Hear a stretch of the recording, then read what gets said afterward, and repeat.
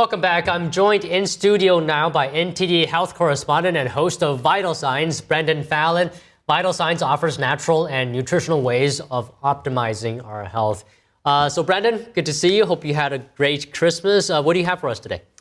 Thanks, Don. Yeah, I had a great Christmas. And I want to talk about hope on the Alzheimer's disease front. It's a very scary disease. And people probably at my age, in their 40s, even younger, are possibly looking at their parents or the experience of their grandparents who may have had this condition and starting to worry about, is this something that I may be facing when I get to that age? The good news is that it's at our age, or my age, 30s, 40s, that we can start taking steps to prevent Alzheimer's further down the line. And I spoke to a doctor, Dr. David Perlmutter. He's a neurologist. He's also a fellow of the American College of Nutrition, which says something about the primacy he places on nutrition as a factor in preserving brain health. And he's garnered a lot of views. Like, he has millions of people watching his videos on YouTube, focusing on the metabolic factors in preventing Alzheimer's disease and other neurological conditions. And by metabolism, we're talking about how the body makes energy from food and what we drink. This first clip, I'm asking him, what is the connection there? What is the connection between our metabolism and developing a brain disease like Alzheimer's? If you come to a patient who has an Alzheimer's diagnosis, let's say they could go back 30, 40 years, what is the main things they should be doing at that point in their lives? That's a fantastic question, because the reality is that the early changes of Alzheimer's, we'll call them the metabolic changes in the brain, begin 20 to 30 years prior to the memory failure, the executive function failure, you know, what we call the clinical markers of the disease, where basically your brain isn't working right.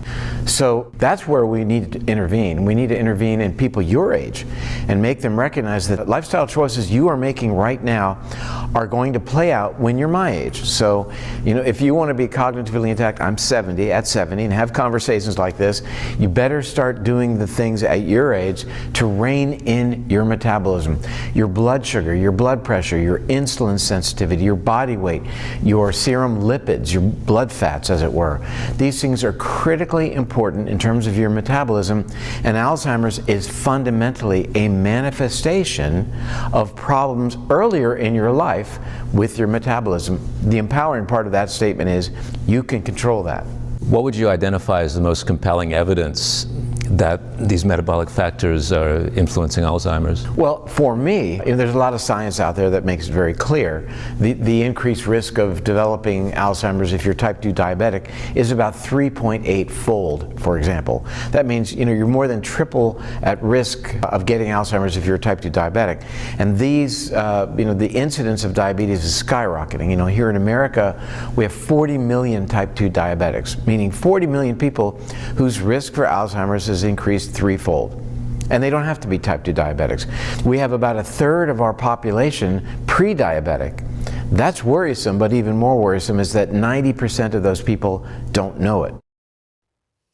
You know, what surprised me about what he said is that he said even at your age that it's beneficial to start, you know, taking steps to prevent Alzheimer's decades, you know, before it actually appears.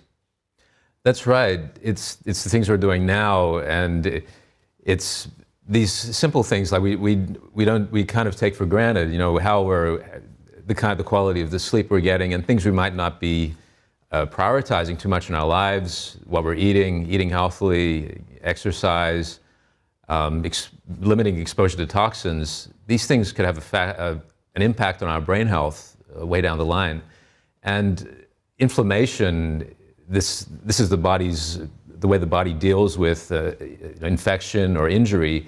The immune system kicks in and will manage that, send immune cells to that location to absorb, to create, to engulf debris, to repair various functions. This is actually something that Dr. Perlmutter talks about as an extension of what is happening in terms of Alzheimer's disease. This next clip, he's making the connection between what happens in the immune system and what's happening in the brain, how the brain health can deteriorate. Dr. Perlmutter, what is it that, in terms of diabetes, the phenomena of diabetes that is leading to the brain degeneration? That's a wonderful question, and I'll tell you why. Because we've known about the statistic I just quoted about the threefold increased risk, but that was about as far as the conversation went. And so now you ask the question, okay, why is that? And I think that's a great place to go.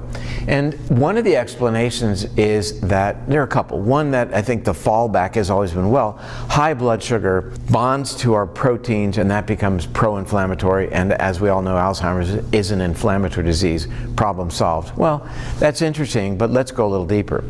We know that when our blood sugar elevates, it tends to change our brain's immune system away from being supportive and loving, if you will, but allowing our neurons to function well and our synapses to work well. Those same cells can shift from being friend to being foe. These are the microglia. The microglial cells can shift from being supportive to being destructive. High blood sugar, insulin resistance, inflammation, viruses, breakdown products of proteins, toxins in the environment, PM 2.5s, microplastics, leaky gut, all of these things can converge and send signals to our wonderful supportive microglial cells and change them so they turn their backs on us. What's so important about that?